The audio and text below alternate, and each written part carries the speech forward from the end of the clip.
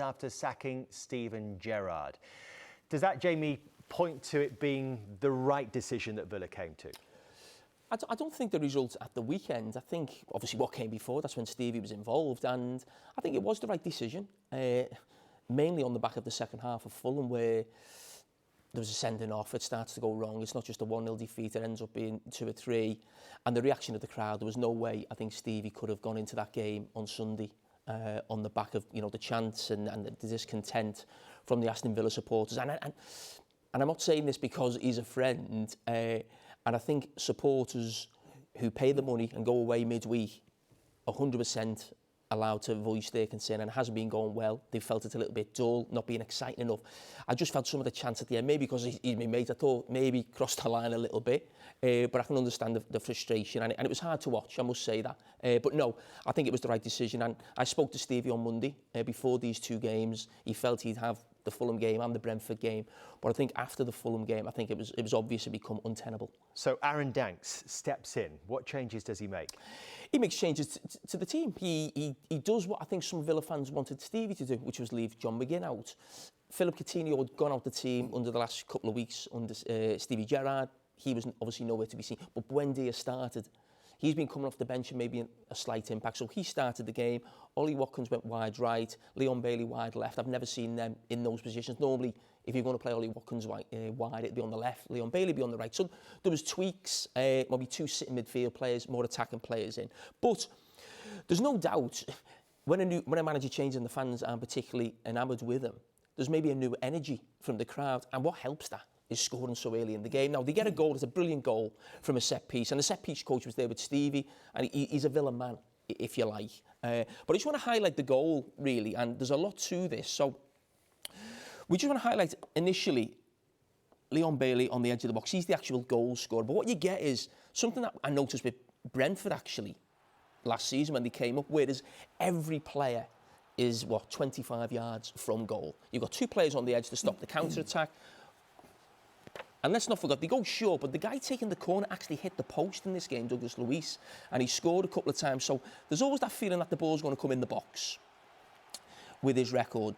But he decided to go short, and as soon as the ball goes short, that drags Ivan Toney out of that front position. He's got to come out there now and make it a 2v2.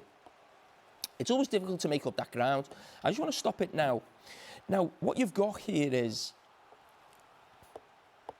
I can't even tell you how many players are in that position, but the Villa players' jobs there is to try and push the Brentford players and themselves as close to that 6-yard box as possible to create space. And the space is for Leon Bailey making that run. But if he makes that run and it doesn't come off, they're then open to the counter-attack. So as he makes that run, Matty Cash has got to fill his space on the edge of the box. So there's a lot that can go wrong with this. And what that does, it just opens the space round the penalty spot with the Villa players pushing them back. And Leon Bailey, great strike, but what a start. And the interesting thing is there's that many different things they're trying to celebrate. So I think it's Ashley Young and Matty Cash maybe going to the set-piece coach. The 2 or 3 players who are actually involved in the initial build-up are all celebrating.